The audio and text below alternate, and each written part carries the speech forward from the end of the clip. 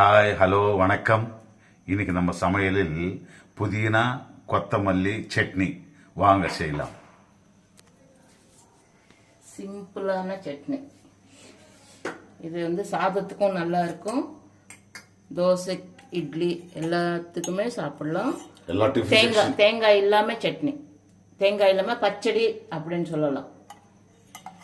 பாத்தீங்களா, ஒரு 2 ஸ்பூன் எண்ணெய் விட்டுருக்கேன், போதும். எண்ணெய்லாம் நிறைய தேவைப்படாது. இதில் உளுந்து, இது கொஞ்சம் கொத்தமல்லி, ஒரு கட்டு புதினா நல்லா கழுவி வச்சுருக்கேன். அதுக்கு காஞ்ச மிளகாய் ஒரு 5-6 காஞ்ச மிளகாய் வச்சுருக்கேன், 2 பச்சை மிளகாய் வச்சுருக்கேன், கொஞ்சம் இஞ்சி. ஏன்னா வெறும் பச்சை மிளகாயில் பச்சடி பண்ணால் நல்லா இருக்காது, அதுக்காக தான் ரெட் சில்லி அதையும் இதுவும் சேர்த்து போட்டால் நல்லா இருக்கும். இதுக்கு உளுத்தம் பருப்பு.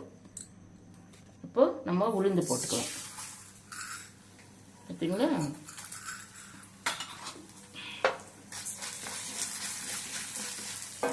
உளுந்து போட்டு அரைக்கும் போதே நம்ம காஞ்ச மிளகாவும் சேர்த்துக்கலாம். அதோட 2 ஒன்றா சிகப்பா வறுக்கலாம்.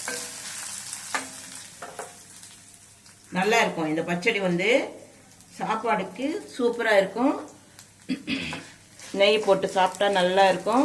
தேங்காய் இல்லாமல், சிலருக்கு தேங்காய் போட்டால் பிடிக்காது இல்லையா, இது தேங்காய் இல்லாமல் பச்சடி நல்லா டேஸ்ட் இருக்கும், நல்லா ஜீரணமாகும். ஏன்னா இஞ்சி புதினா கொத்தமல்லி எல்லாமே நல்லா பொருள் எல்லாமே சாப்பிட்லாம். நல்லா ஜீரணம். வாரத்தில் ஒரு நாள் செஞ்சு சாப்பிட்டா நல்லா இருக்கும். தேங்காய் இல்லாமல் செஞ்சுக்கிறது இது. பார்த்தீங்களா, சிகப்பா பொண்ணு வரல, நல்ல ப்ரௌன் கலராக வந்துடுச்சு. காஞ்ச மிளகாய் இதோடய சேர்த்துக்கலாம். உளுத்தம் பருப்பு காஞ்ச மிளகாய் போட்டு வறுக்கலாம். இப்போ பச்சை மிளகாய் முழுசாக போடாதுங்க, இந்த மாதிரி 2 கட் பண்ணி போட்டுக்கோங்க. சிம்பிளான மெத்தடு. இந்த பச்சைன்றது நல்லா டேஸ்ட் இருக்கும். இப்போ இது நம்ம கழுவி வச்சிருக்கிறோம் இல்லையா, புதினா கொஞ்சம் கொத்தமல்லி இதுலேயே நம்ம சேர்த்துக்கலாம்.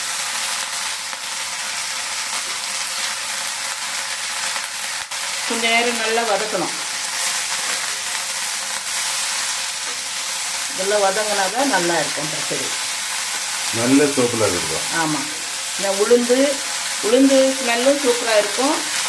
இதில் வேறு புதினா கொத்தமல்லி கொஞ்சம் கருவேப்பிலை போட்டிருக்கேன்.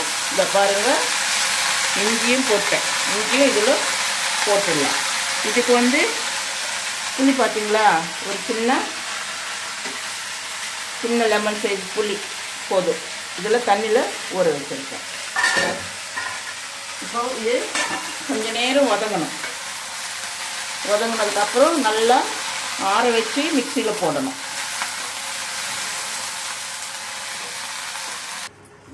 பார்த்தீங்களா, நல்லா புதினா நல்லா வதங்கிடுச்சு, நல்லா ஆற வச்சுட்டேன். இப்போது நம்ம எல்லாமே ஒன்றா போட்டு மிக்சி பொரிச்சிக்கலாம். மிக்சியில் எல்லாமே சேர்த்துக்கிட்டு புளி போட்டு உப்பும் போட்டு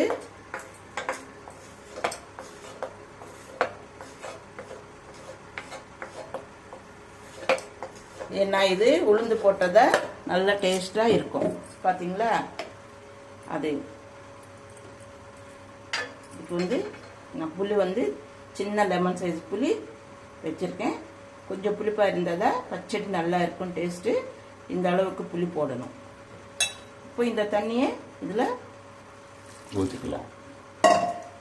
இதுக்கு உப்பு அதுக்கு தகுந்த போல் கல்லுப்பு.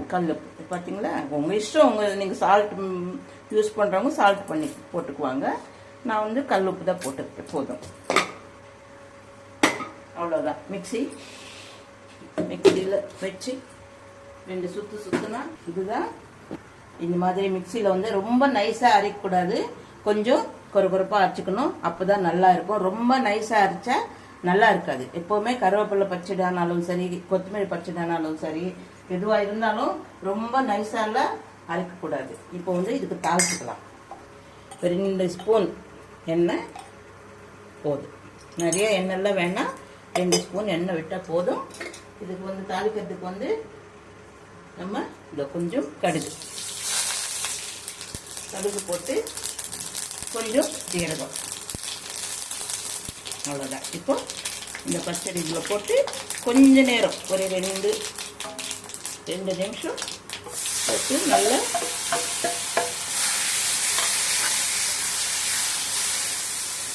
இந்த மிக்சியில் நம்ம அரைச்சோம் இல்லைங்களா, இந்த தண்ணி இருக்குது, இந்த தண்ணி கூட இதை நம்ம மிக்ஸ் பண்ணிக்கலாம். இதுதான் கொத்தமல்லி புதினா பச்சடி. தேங்காய் இல்லாமல் பச்சடி இது 2-3 நாள் வச்சுருந்தா கூட நல்லா இருக்கும். கொஞ்ச நேரம் ஒரு ஒரு ஒரு 10 செகண்ட் இந்த மாதிரி கிளறிட்டு நம்ம இறக்க வேண்டியது தான். பச்சடி சூப்பரான ஸ்மெல் வருது, சூப்பராக இருக்குது. நான் எப்படி செஞ்சுருக்கேன்னு அதே மாதிரி நீங்களும் செஞ்சு சாப்பிட்டுட்டு கமெண்ட் பண்ணுங்கள். சூப்பரான பச்சடி ரெடி ஆகி போச்சு. கொத்தமல்லி போட்டு கொஞ்சம் புதினா போட்டு பச்சடி.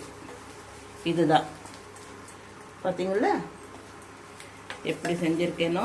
நீங்களும் இதே மாதிரி செஞ்சு பார்த்துட்டு எனக்கு சாப்பிட்டுட்டு நல்லா இருக்கு இல்லையா அப்படின்றது நீங்கள் கமெண்ட் பண்ணுங்கள், ஷேர் பண்ணுங்கள், லைக் பண்ணுங்கள். இதுதான் கொத்தமல்லி சட்னி, கொத்தமல்லி புதினா சட்னி. சூப்பரான சட்னி, சாதத்துக்கும் நல்லா இருக்கும். இட்லி, தோசை, உப்புமா எல்லாத்துக்குமே வச்சு சாப்பிடலாம். ஓகே, சூப்பர் ஸ்மெல் வருது.